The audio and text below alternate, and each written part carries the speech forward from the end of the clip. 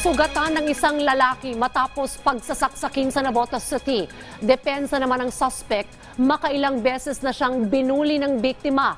Katunayan, nakunan pa ng CCTV ang panununtok nito sa kanya. Yan ang ulat ni Bien Manalo. Makikita sa CCTV na ito na naglalakad ang lalaking nakasuot ng dilaw na t-shirt sa barangay NBBS proper na Navotas City mag-aalas 12 ng tanghali kahapon. Maya-maya pa ay ilang beses na siyang pinagsusuntok ng kanyang nakasalubong na lalaking walang suot na damit pang itaas hanggang sa mapunta na sa gilid ng kalsada ang lalaking nakadilaw. Ilang saglit lang ay dumating ang iba pang kabataan sa lugar. Lumayo at tumawid na sa kalsada ang lalaking nakadilaw pero sinundan pa rin siya ng sumuntok sa kanya. Hindi na nahagipa sa CCTV ang mga sumunod na pangyayari.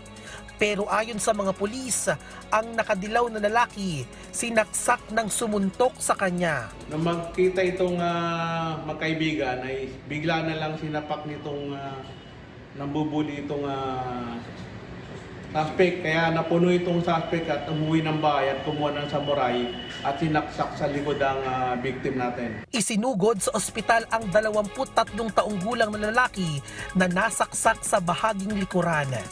Sa ikinasang follow-up operation ng Navotas City Police Station, nadakip ang 20 taong gulang na lalaking nanaksaka.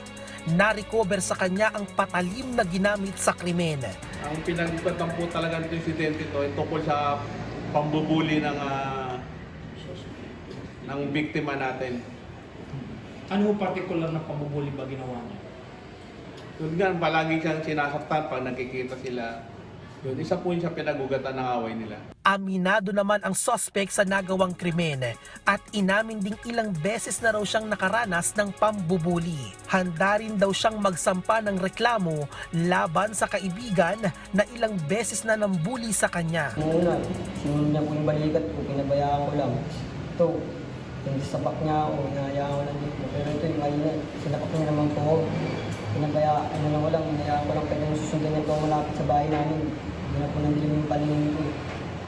Bakit kaya niya ginagawa sa iyo yan? Hindi ko po alam sir. Nasa kustodiya na ng pulisya ang suspect na mahaharap sa kasong frustrated murder. Bien Manalo para sa Bayan.